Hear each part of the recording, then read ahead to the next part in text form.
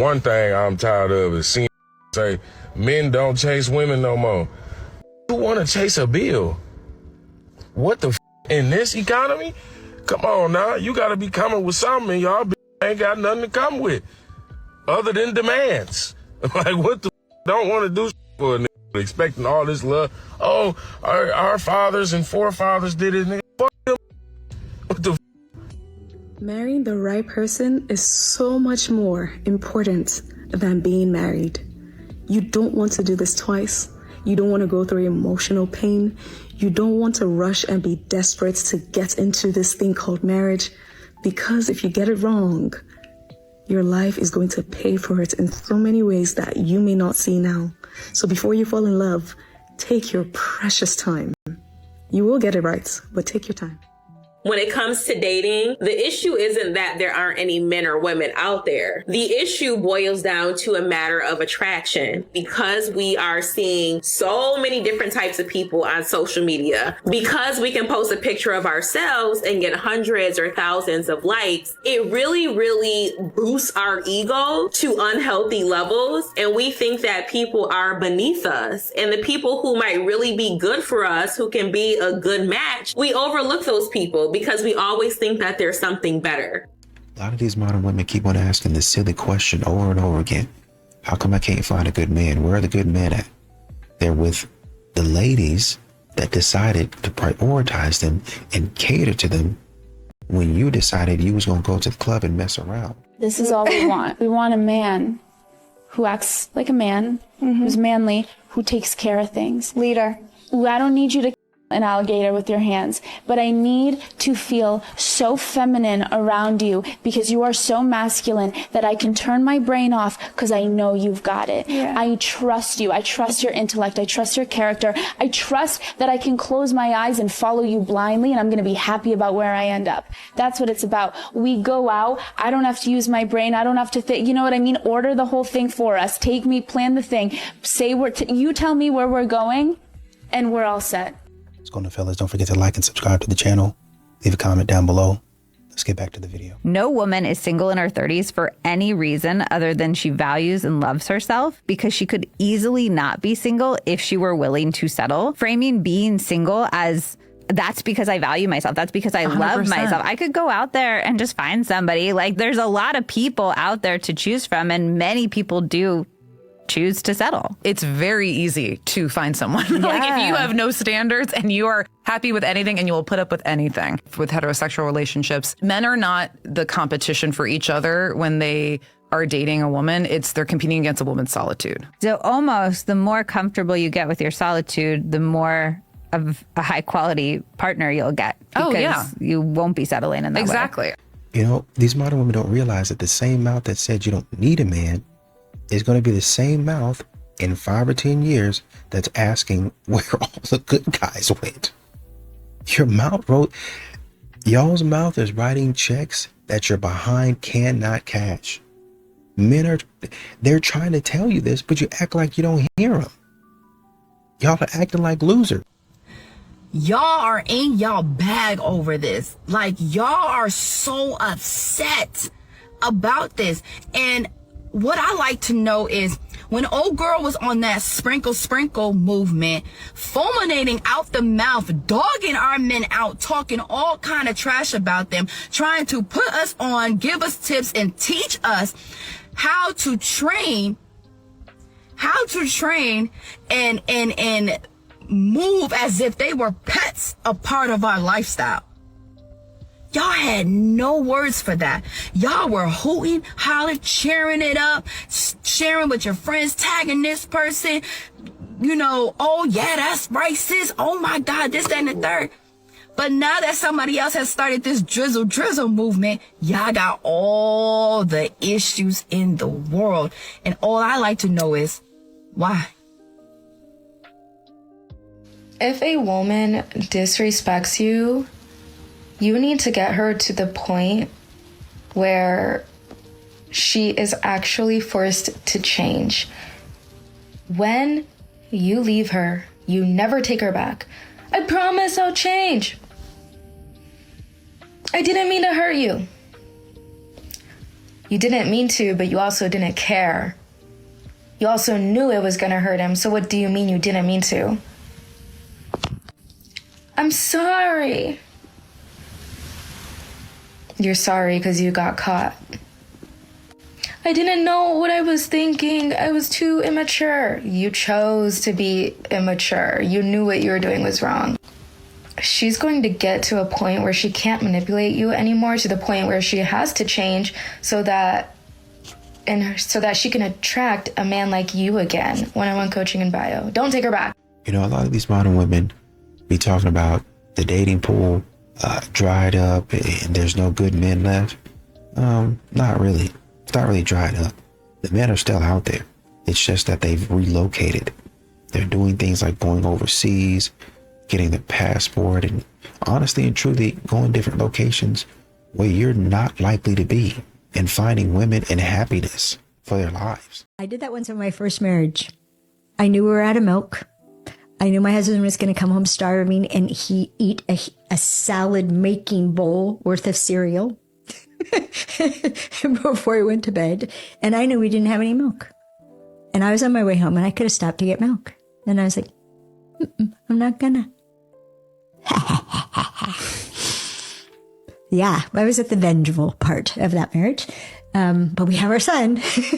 When we both agreed he was worth 7 years of suffering. Anyhow, so withholding. Some women specialize in withholding. They withhold affection and attention, energy, admiration. It's a kind of green emasculation. It spends very little energy.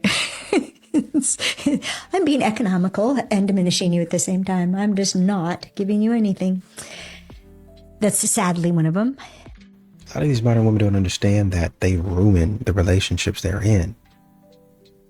When men are trying to share their life with you and you start using that as ammunition and weaponizing that against them, whatever it is, he's going to stop communicating with you. Period. End of story. Y'all are asking, why can't I find a good man? You be having multiple good men. It's just that you be destroying them. I feel like if you're dating someone, like the passionate matter. So let me ask you a question, just a quick question. If a man has a history of does his past matter? Yeah. Okay, then is there anything else you wanted to add to that? But I'm saying, like, I wouldn't go digging into his, like, ex relationships. If you were told by a friend of yours that a man you were dating had a history of, you wouldn't go digging, really? I actually got told a lot about my current boyfriend. Like, people came up to me and were telling me things about him when we went out. And from seeing his character, like, I knew that was just... Okay, you didn't go poking around, though? I didn't need to, because I didn't care about what was happening previously. What if you were told that he had a history of kid diddling? Would you go poking around then, since you have a daughter at home? I use my discernment on... That's why he's the person that ever met my daughter. Do you think that they're just going to announce themselves and all their creepy vibes are just going to come out at once? Okay, well, let me just ask this very simply then. Would you allow somebody who had ever diddled a kid around your daughter? Obviously not. Well, then I guess their history matters, doesn't it? Because no one gives a numero uno, number one. I'm trying to content create. And Also, I'm going to go South Park here. hey guys, we're gonna try the new high protein chicken bowl from Chipotle. Hey guys, no one cares about the high protein chicken bowl from Chipotle. Go ahead and post me. They'll say, oh, his girlfriend's funnier than him. I'll let you know how it is.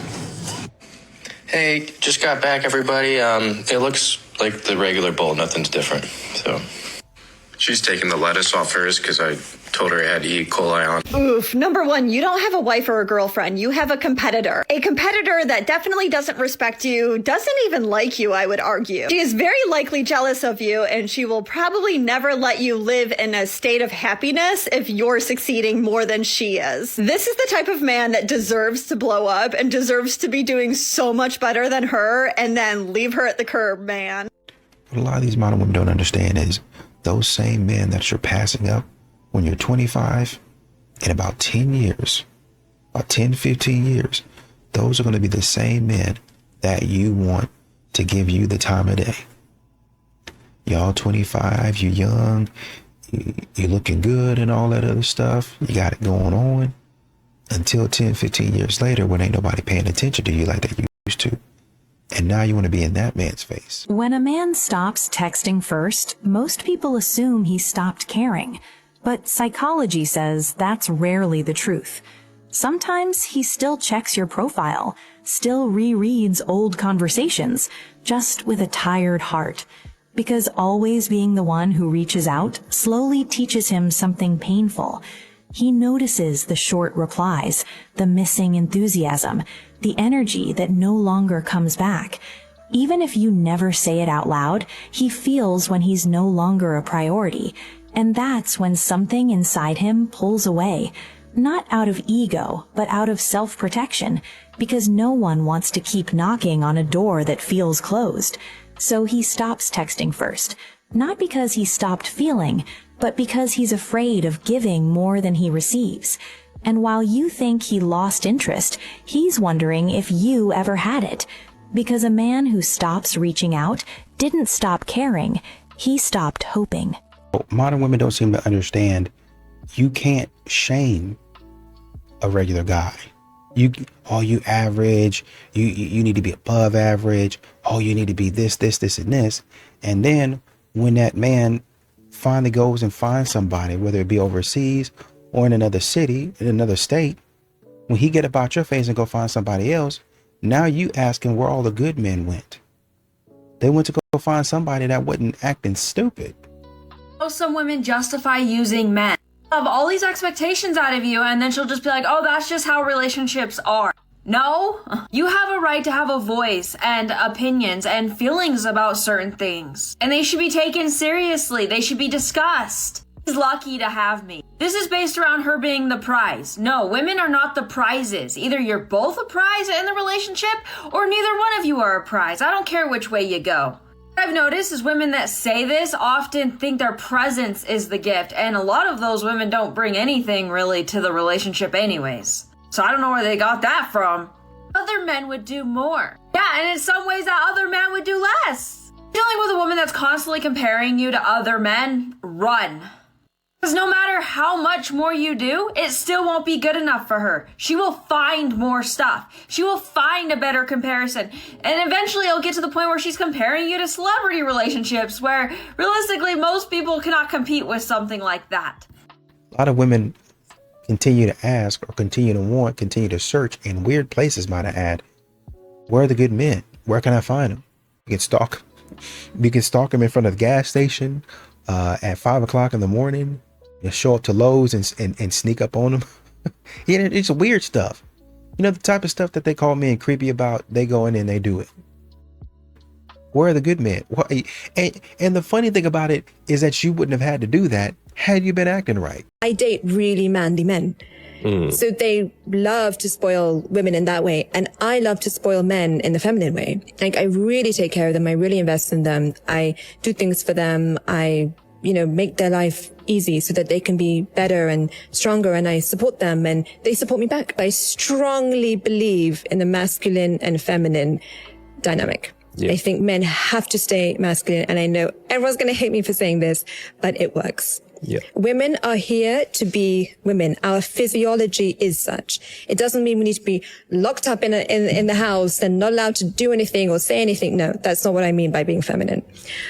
Women, we build men. I know because I've done it. Yeah. We build men to be the best versions of themselves, the best in business. We emotionally take care of men. We spiritually take care of men. And men, when they're in the protector provider space, they also thrive. They love taking care of women, and women love taking care of men. Scientifically speaking, this is what works. Okay. It doesn't work the other way around. But it may be you're not being approached by the types of guys that you like because you were not the type of girl that they like. How can we increase our chances on being around like-minded, equally yoked, marriage-minded men? So number one, what you need to do, actually, before we even talk about the space, what I need you to do is to look your best. We're talking about light makeup. We're talking about the hairstyle that looks the best on you. We're talking about having in your earrings at all times. It looks like a nice top, right? It does not look like your college hoodie from when you played volleyball 25 years ago, right? It does never looks like a bonnet. Now you may say, Allison, you from Brooklyn. I've seen you in a bonnet. Yeah, I'm already married. Now, that does not excuse looking rinky-dink around my husband, but if I'm not making an effort to show up as my best self, it's because I'm not trying to attract anyone. As a matter of fact, I don't want you to talk to me, right? You want to be approached, which means you have to give us approachable. You have to give us desirable. I know that's extremely shallow, but it may be you're not being approached by the types of guys that you like because you were not the type of girl that they like.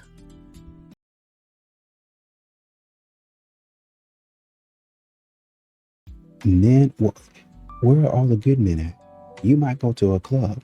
How come the men ain't at the club? How come the men are acting in this way? Because you said that you didn't want a man in your face. Well, that didn't mean that they didn't have to come. I'm not going to come somewhere that you're going to be acting a fool and all up in my face talking crazy. Or even putting your phone up to record me and act like I did something wrong just because I approached you. Are you serious? Way at all. But what I will say on a personal level, I'm so old school in my ways. I believe in chivalry. I had that instilled in me. It should be paying for the bill. It should be pulling out the seat. It should be opening up the door. It should be walking on the right side of the road and your partner is on this side. It should be, if you see someone with a suitcase, carry it up the stairs. I love that role and I want to play that role, and that will never change. What about if she's cold, take your jacket off? Yeah, for sure. That's all part of that chivalry that I actually pride myself in, and I think it shouldn't go anywhere. But I also lately have finding out a lot that there's a real counter to that, people who don't want it to be that way, and I've got to respect it as well. Well, let's ask the dating professional. Yeah. Joining us now, author and former dating columnist for the Evening Standard, Lucy Holden. Lucy's got very definite views on this. Lucy, thanks for joining us. Lovely to see you. Look at that lovely smile. Hi, nice to have you on, Lucy. Callum, old school, he says. How about you? Well, I was listening with much interest to what Callum said there about chivalry being. And unfortunately, I do think that I think modern men are trying, but there's still quite a long way to go with the chivalry of old being present in modern dating. I think the question is, what does chivalry look like to the woman that you are on a first date with? To me, that would mean not going for dinner at all on a first date, partly because I want to avoid these very tricky questions of who should pay. I think it's lovely, really, really generosity. Modern women don't understand the attention that they used to get for free. Just a man walking by, oh man, you're so beautiful. Wow, you're so pretty. But hey, have a good day, right? That type of attention requires effort on your part. Men have stopped giving that type of attention away. They're learning now that, hey, if I give her that attention, if I give her that validation, I've got to use it wisely. I can't let it go to her head. I don't mind giving you the attention if you act like you got some sense. I don't mind engaging with you if you act like you got some sense. But a lot of modern women don't. I'm done building men. I don't from scratch. For sure. I don't want to build anybody. But I want to build with my partner. But I'm willing to build with my partner. Yes. But when we start talking about the numbers of qualifications, and this is a part that's frustrating too, it's not like I can put a number on it, because some people have an essence where income isn't even necessarily required because of the relationships that they have. Period. So it doesn't make sense to say, oh, my man has to make $500,000 a year. Well, what if the person making $100,000 a year has relationships where they get free trips, where they get free clothes, where people want to see them in their bags, in their shoes, where people want them to speak on their stages, where people want to put them in proximity to other powerful people? Well, that person might be a little more valuable than the person that makes $500,000 but doesn't know what to do with $500,000 and spends $500,001. That man is actually doing worse than this other person over here. Period. So I don't think we can put a number on it, but when I say from scratch, I'm not just talking about monetary. I'm talking mentally, emotionally, physically, spiritually, financially, and energetically. Are you in a place where you feel good, but you're ready for more? Because that's where I'm at. Yeah, because it's all about their ambition. Yes. It's about their grind, their vision. Where are they going? What are you doing? This generation of men want submissive provider wives. Like, they say they want a traditional submissive woman, But they also expect her to split the mortgage. As a divorce lawyer, I've seen the math on this and it never adds up. We're watching men ask for the emotional labor of the 1950s and a financial partnership of 2025. They want a woman who is quiet, agreeable, soft-spoken, but also one that works full-time, manages the home, raises the children, and somehow still makes them feel like a king when he enters a room. That is not a partnership, that's a contradiction. Because what they're really wanting is someone who makes money but doesn't make any noise, who only speaks when spoken to, who never nags but always nurtures. And if she dares set a boundary or voice a need, suddenly she's too much. This version of modern masculinity is confused. It wants control without responsibility. It wants submission without support. It wants her to carry the weight emotionally, financially, domestically, but not ask where he's been or why his phone is always on Do Not Disturb. This is not about shaming men. It's about calling out the disconnect, because real partnership isn't about domination or submission. It's about mutual effort, mutual respect, and mutual growth. You don't get to cherry pick the parts of tradition that benefit you and ignore the parts that require you to show up. So if a man wants to lead, he better know how to carry, not just the bills, but the emotional load, the hard conversations, and the 2 a.m. teething baby. Otherwise, he's not asking for a wife, he's asking for an employee. And if you ask me, no high-value woman is clocking into that job. So where are the men?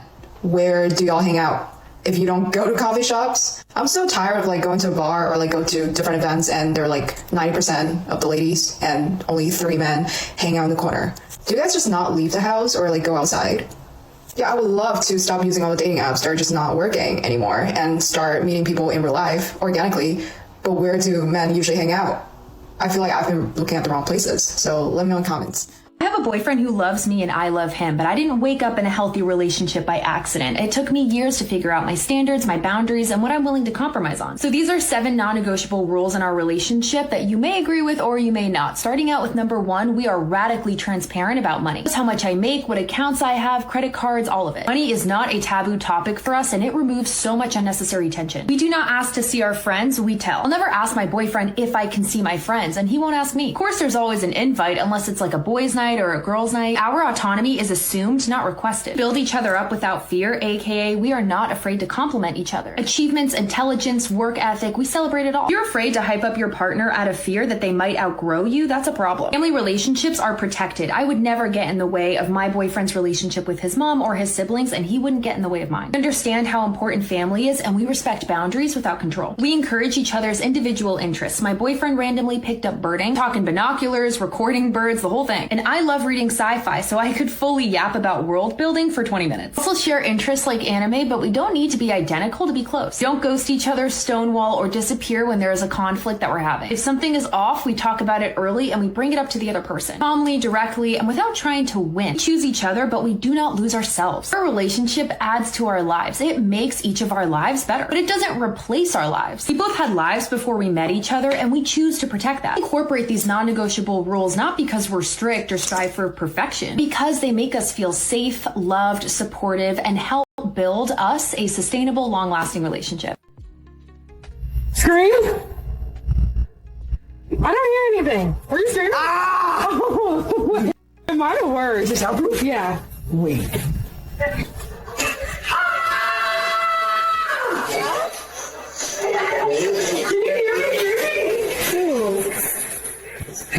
Did you do it? Yeah. No, you did not. Did you hear me? I didn't even hear you. You didn't hear me? No. No one heard you. Okay. No one heard you. Wait, okay, in that case, the shed would be worth it. Sometimes you gotta go to a small town outside of Boston to find where the men are at. It may be hard to hear, but there's still good men out in the world, okay? Recently, this article about it's embarrassing to have a boyfriend went viral. It was an article on Vogue, and I found the article quite interesting. To be honest, there was a lot of true statements, but I think a lot of women are in this perpetual state of saying there's no men out there, all the men are trash, dating is trash, we're just gonna be out here by ourselves, we're gonna do you. And that is fine. That is an okay decision. But I also want you to understand there are still men in this world that value being chivalrous. There's still men in this world that want to be good to women. I recently spoke at a school, and there was a group of young gentlemen, and they were just all just so kind, and they're waiting on our needs, and they're like, oh, can we help you? And I was like, maybe they're like in a corner of Boston somewhere. Maybe part of the problem is all of us women are fishing in the same pool. We're all fishing in Atlanta, DC, and New York. Sometimes you got to go to a small town outside of Boston to find where the men are at, right? But I also think there's an element of decentering men. I feel like there's this narrative of men are not good, dating is trash, there's nothing going out there. And I think when you keep fooling your mind with that, you're going to attract that. I always tell people you attract what you are. And if you put out there and you think that dating's not good and good things are not happening for you, that's what it's going to be. But when you put out there that dating is going to flow and everything's going to happen for you, and you still believe in good men, you still believe in being treated like a princess, you still believe there's a man that wants to see you as a queen as you are, then I feel like that's what is going to happen for you. I want to see more of that conversation, and I think that conversation is going to help all of us in the dating world. Because make men great again. Bring back the men who used to walk up fire escapes for women. Bring back the men who used to stand outside a girl's window with a boombox singing love songs to her. Bring back men with backbones. Bring back the men who will not allow rejection to keep them from the woman of their dreams. Bring back the men who will see a beautiful woman sitting at the bar by herself and then go over there and talk to her or send a drink over to her. Bring those men back. Bring those men back who are not afraid of rejection. We like those men. We like them. It gives you 10 extra points. It gives you extra points to be a man like that. Just back from a walk with my friend Holly. She's always enlightening. Anyway, she had some very interesting information on where to find single men. Just before I let you know what that is, you should know that she has some serious cred. 3 weddings and a funeral. So, here's Holly. Where do you think the best place to meet a guy is? Produce section, Whole Foods, 5 o'clock. Don't get there at 3. They're not there. 5. Gorgeous guys all come in, have no idea how to get a mango and cantaloupe or a piece of cheese. So go there, hang around, and you'll meet a ton of gorgeous men. Not that I'm looking to meet a guy. Oh, I've got to go. It's 10 to 5. And, well, places to go. People to meet.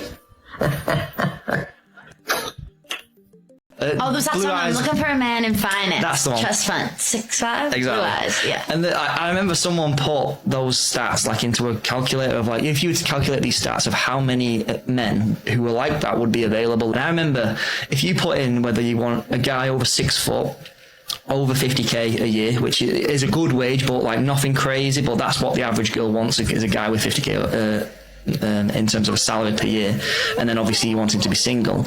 Even just those statistics times together, when you times the decimals together and then extrapolate it as a percentage, guess what percent of men of that is? Go on. Is what less than 1%. I think it's 1.05%. So that doesn't account for their age. It doesn't count for like physical attractiveness, whether they're obese or like these preferences, or whether they're a smoker or any of that sort of stuff. So before you even start like on the female side, it's like, well, if you want a guy who's 6 foot who earns a decent wage and obviously is available, you're talking like 1%. What to do when rich men in Europe don't approach? Start talking about how you like how American men are bold and masculine and will approach a woman and pay for everything. And how you wish there was more American men in Europe. Like the passport bros be doing. You know what? I can't wait for some American guys coming here. Say that real loud. They always pay for everything. They're such gentlemen. Or whatever other type of men pay for stuff. Like it could be other countries, other nationalities of guys that come and pay for stuff. Name some other countries. It's like, yeah, because these European guys are like, oh my gosh.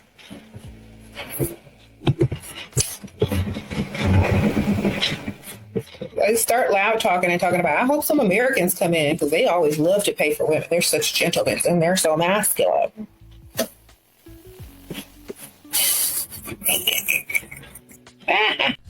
The fact that I keep seeing posts from males talking about they not chasing no woman, they not doing no chasing. If she ain't chasing, if she ain't chasing, like, we are doomed. Do y'all understand that? Do y'all know that men hunt? They're the hunters. Like, when I see a man say that he's not gonna chase nobody, I instantly think Rainbow. Like, y'all want a woman to chase you?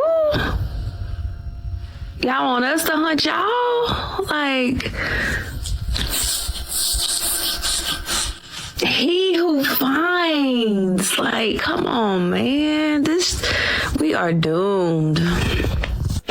And when I say chase, I mean pursue. Like, that's... Fellas, I'm gonna let you in on a little secret. I don't think you guys realize this, but your superpower with a female is safety. The things we will do if you make us feel physically, mentally, emotionally safe is out of this world. And before you come for me and make some weird comments, make sure that the woman you're choosing is not only a good reflection of you, but actually wants to date you. Not only that, but if her intentions are to be a wife, to go long term, you'll be fine in this dynamic. But your judgment of character with choosing the correct female might alter this, because some ladies are out there having fun and doing their thing, just like you've probably done your thing in the past. And if you have poor judgment on any of which I just said, then don't even use this, because then you'll just have such a hatred towards women when you are just picking the wrong ones. But I digress. Safety. It's as simple as that. Don't make us feel like we have to overthink, overguess, second guess, question 1,000 different things. A lot of us have baggage, a lot of us have trauma, and maybe you do too, but when you're in a healthy relationship, when you are with somebody who isn't giving you the signs that they're doing that, when you are with someone who actually is investing themselves into you and showing you and telling you that they are only interested in you, safety. I'm a woman that has my together and I'm past ready to settle down, but men are not approaching me. What should I do, or what advice can you give? But she says she don't go nowhere. I go to Target. The problem is you only going to Target, and that's why you ain't hitting your target. Sometimes the reason you are anti-relationship is because you anti-social. I'm not anti-social. You don't go nowhere. She said drop your handkerchief. The only place you're going to drop a handkerchief is in your bed while you watching Netflix. That is your problem. Half the reason y'all are single is not because you are odd, you're not put together, that you don't have a personality, or you're not cute. It's because you're in the house where no one can find you. I get it. Here's the thing. I get it. He who finds a wife finds a good thing. But sometimes you got to be in places where people are looking. And that is the problem. And here's what I will say to everybody in the room. Y'all will go to the conferences, y'all will read the books, you will get the pamphlets, but you won't go outside your house. And so what I challenge you to do is, if you are truly in a season where you are looking for a full husband, you have to give full effort. Sometimes the reason you keep getting these half is because you're giving half effort. You are dating with your spare time. You're not intentional yourself. You always talk about these ain't intentional. You're not either. You're too busy, you don't get out, and you don't talk to nobody. Now hear me out. I hate to be this tough guy. But I hear it too often. Your edges are still together and you single? Get out the house if you want a spouse. Ladies, let me tell y'all something. One thing I realized about being a single woman in America, a black single woman in America, baby, you come to realize the reason why chivalry is because they think they're supposed to get for every little thing. Baby, I know you out your I had a come by. I said, come give me an estimate. I'm going to just say the AC. The heater need to be fixed. So he came by and he went to flirt. And I said, this flirt. And I tried to keep it really, really professional, because obviously he wasn't getting the point. Baby, he done gave me an estimate. I said, well, when can you come by and do the job? He said, after I take you out on a date. I said, hold on now, baby. You just lost yourself $1,500. No! Then I had a man on the street. I had a flat tire, baby. And baby pull over on the side of the road and the man said, now that I fix your tire, let a nigga take you out. I thought that you was gonna be a good citizen. A good citizen. Why you think that just because I had a flat tire, that mean that I was gonna give you an opportunity? Bitch, chivalry is dirt because the think that's what they get for everything. That's why I like the order, anything I need from the white man. I don't give a what the man say. White men are very professional when it comes to doing their job with you. Baby, they gonna give you an estimate and an invoice, and they ain't gonna do all that fluffy shit in between. And the work gonna get done on time. Let's be. A lot of these modern women, it seems like they have this abundance mindset when it becomes, I'll always have another friend, or I'll always run to another networking event or connection. But when it comes to dating and good men, they don't have this same abundance mindset. Oh, well, you got the last good man. No, there's a good man right there in front of your face. It's just you don't really know what to look for, and you haven't really trained yourself on what to look for. And so you think that good men are few and far between, but your vetting process is trash.